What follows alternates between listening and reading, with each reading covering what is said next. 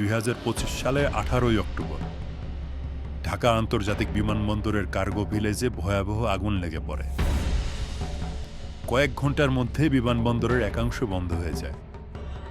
রপ্তানিকারকরা বলছেন এটি শুধু একটি দুর্ঘটনা নয়, এর সম্ভাব্য ক্ষতির পরিমাণ $1 বিলিয়ন বেশি হতে পারে।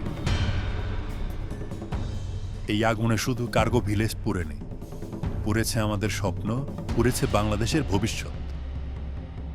এর 3 দিন আগে 14 অক্টোবর ঢাকার মিরপুরে একটি গার্মেন্টস কারখানা ও রাসায়নিক গোডাউনে আগুন লাগে। দমকল বাহিনীর 8টি ইউনিট টানা 4 ঘন্টা চেষ্টা চালিয়েও আগুন পুরোপুরি নিয়ন্ত্রণে আনতে পারেনি। প্রাণ হারান কমপক্ষে 16 জন কর্মী। এর মাঝে চট্টগ্রাম ইপিজেডে একটি ভয়াবহ অগ্নিকাণ্ড ঘটে। 16 অক্টোবর দুপুর 2টায় 8তলা ভবনের 5ম ও 6ষ্ঠ তলায় আগুনের সূত্রপাত হয়। দ্রুত আগুন ছড়িয়ে পড়ে এবং 23টি দমকল বাহিনীর ইউনিট, নৌবাহিনী ও সেনাবাহিনী প্রায় 17 ঘন্টা চেষ্টা চালিয়ে আগুন নিয়ন্ত্রণে আনে। তদন্তে জানা যায় ভবনটির নকশা ছিল অনুপযুক্ত এবং ফায়ার সেফটি সার্টিফিকেটও ছিল না। যদিও কর্মীরা নিরাপদে বেরিয়ে আসতে সক্ষম হন, কিন্তু এই ঘটনা আমাদের অগ্নি নিরাপত্তা ব্যবস্থার দুর্বলতা ও অবহেলার চিত্র তুলে ধরে। এই 3টি ঘটনা কোনো সামান্য দুর্ঘটনা নয়। অনেকে বলছেন এগুলো পরিকল্পিত ঘটনা। হয়তো না, হয়তো হ্যাঁ। যেভাবেই হোক, ক্ষতি তো থেমে নেই। আমরা কোনো রাজনৈতিক বিশ্লেষক বা তদন্ত কমিটি নই, তাই কার দায় সেটি নিয়ে বিশ্লেষণ নয়। আমরা দেখতে চাই এসব ঘটনা ঘটে কিভাবে, কারণগুলো কি, আর আমরা কিভাবে বাঁচতে পারি।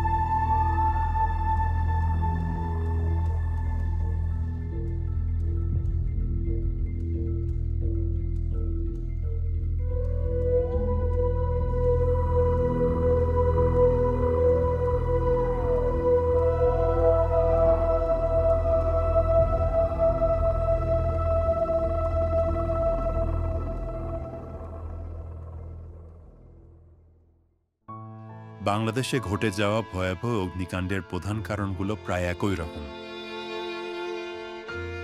বৈদ্যুতিক সংযোগে পুরনো তারের ব্যবহার, অবৈধ সংযোগ, ভুল সংযোগ বা লোডের অতিরিক্ত চাপ,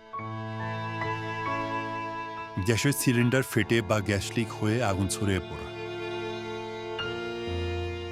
যেখানে সেখানে অনুমতিবিহীন রাসায়নিক গুদাম এবং পর্যাপ্ত অগ্নি নিরাপত্তার ব্যবস্থা না রাখা, বিভিন্ন ভবনে ফায়ার এক্সিট না থাকা, ফায়ার এক্সিট থাকলেও জরুরি সময়ে সেটি বন্ধ থাকা, ঘনবসতিপূর্ণ এলাকা যার আগুন দ্রুত ছড়িয়ে পড়তে সাহায্য করে এবং ছড়িয়ে পড়া আগুন নিয়ন্ত্রণ করা খুবই কঠিন হয়ে যায়। শীতের আগে আবহাওয়া অনেকটাই শুষ্ক থাকে, এর ফলে আগুন দ্রুত ছড়িয়ে দেয়। তাই আমরা একটু লক্ষ্য করলে দেখতে পারি যে বেশিরভাগ অগ্নি দুর্ঘটনা গরমের শেষের দিকে এবং শীতের আগে ঘটে। জনসাধারণের কৌতূহল ও ভিড় প্রায়শই দুর্ঘটনা কবলিত এলাকা ও রাস্তা বন্ধ করে দেয়। এতে দমকল বাহিনীর গাড়ি ও স্বেচ্ছাসেবক বাহিনীর গাড়ি দ্রুত পৌঁছাতে পারে না। আগুন নিয়ন্ত্রণের সমস্যা তৈরি হয় এবং ক্ষতি অনেকাংশেই বেড়ে যায়। অগ্নিকাণ্ড থেকে বাঁচতে হলে আমাদের কিছু গুরুত্বপূর্ণ পদক্ষেপ পালন করা জরুরি। ফায়ার এক্সটিংগুইশার ও সেফটি সরঞ্জাম প্রস্তুত রাখা, প্রতিটি ভবন তৈরি করার সময় পর্যাপ্ত অগ্নি নিরাপত্তামূলক ব্যবস্থা রাখা, প্রতিটি ভবনে ফায়ার এক্সিট রাখা এবং ফায়ার এক্সিট কখনো লক করে রাখা যাবে না। বৈদ্যুতিক ও গ্যাসের সরঞ্জাম নিয়মিত পরীক্ষা করা, রাসায়নিক ও জ্বলনশীল পদার্থ যথেষ্ট নিরাপদে সংরক্ষণ করা এবং পর্যাপ্ত পরিমাণে সেফটি সরঞ্জাম প্রস্তুত রাখা। আগুন লাগলে অতিরিক্ত কৌতূহল না দেখানো, ভিড় কমানো, ফায়ার সার্ভিসের গাড়ির রাস্তা খালি রাখা, শুষ্ক আবহাওয়ায় বা ঝড়ের সময় অতিরিক্ত সতর্কতা বজায় রাখা। সতর্কতা, নিয়মিত পরীক্ষা এবং প্রস্তুতি অগ্নিকাণ্ড থেকে জীবন বাঁচাতে পারে। ছোট ছোট পদক্ষেপই বড় বিপদ থেকে রক্ষা করতে পারে। আগুন নিভিয়ে দেওয়া কঠিন, কিন্তু আমাদের সতর্কতা, আমাদের ছোট ছোট পদক্ষেপ অনেক জীবনকে রক্ষা করতে পারে। প্রতিটি জীবনই অমূল্য, প্রতিটি পরিবারে অনন্য।